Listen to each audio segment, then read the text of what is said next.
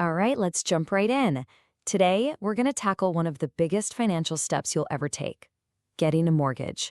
But you know what? Forget all the stress and the confusion.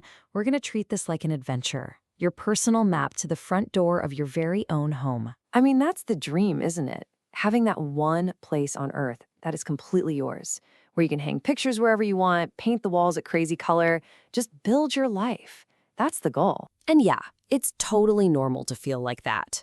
The paperwork, all the new terms, the dozens of choices, it can honestly feel like you're trying to read a map in a language you don't speak.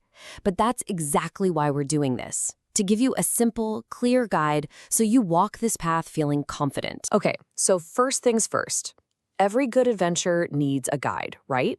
The best part about this whole process is that you absolutely do not have to go it alone.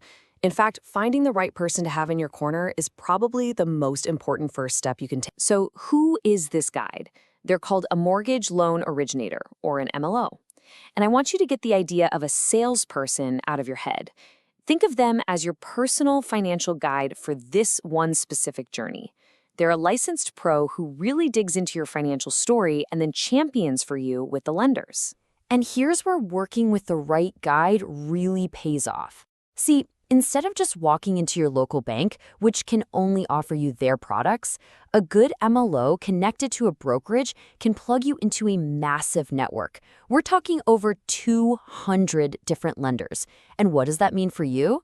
It means more options, more competition for your business, and a way better shot at finding the perfect loan with a fantastic rate. All right, so you've got your guide. Now it's time to actually choose your path. There are a few main routes you can take, and each one looks a little different. So let's break down the most common ones. So this is the classic crossroads. The 30-year marathon versus the 15-year sprint. The 30-year loan is the marathon.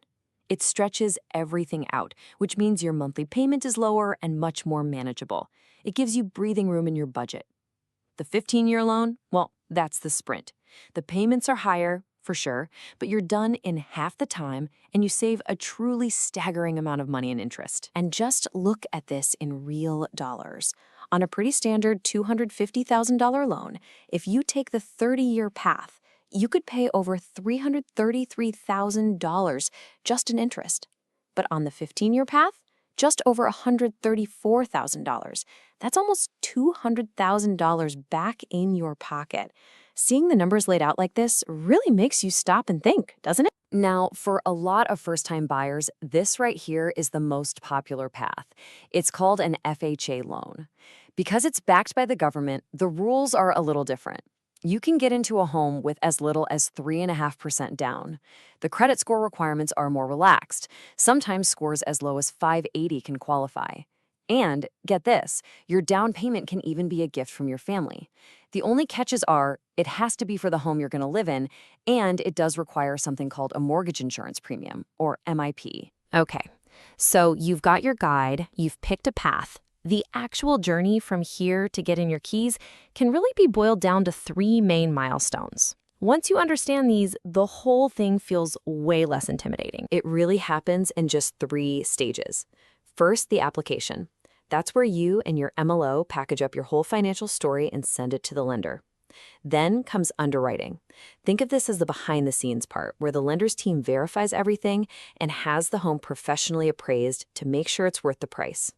And finally, the big one, closing. This is the finish line where you sign the last of the paperwork, the money changes hands, and you get the keys. You're a homeowner. Now hold on. Right before you get to that finish line, there is a super important, legally required pit stop.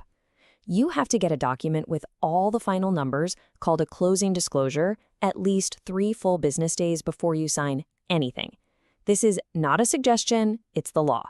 And it's your chance to sit down, review every single number, and make sure there are absolutely no surprises. To really feel in control on this journey, you gotta know a little bit of the lingo.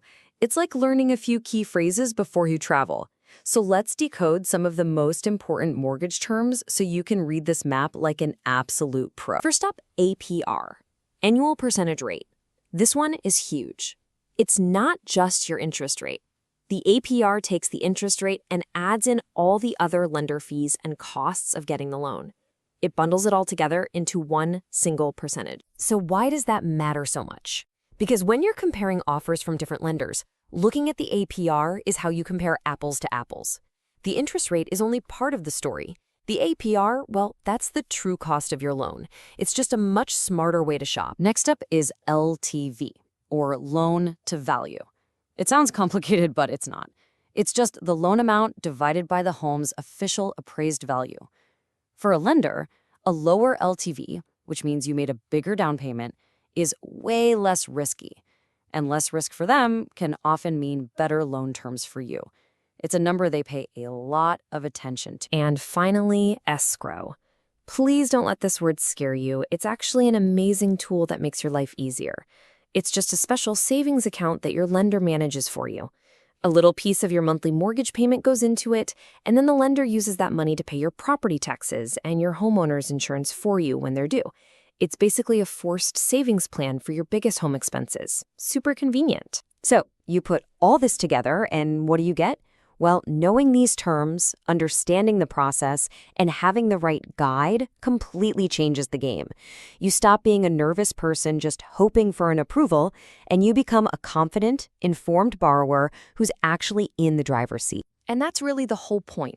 A great mortgage process is all about having someone guide you with these three things: honesty, integrity, and real competence. It's about empowering you so you can make one of the best decisions of your life with total clarity and, peace of mind. So there you have it. This whole thing isn't some scary mountain you have to climb. It's a journey. And now you have the map. You know what to look for in a guide, you get the main paths, you even speak a little of the language. The only real question left is, are you ready to take that first step?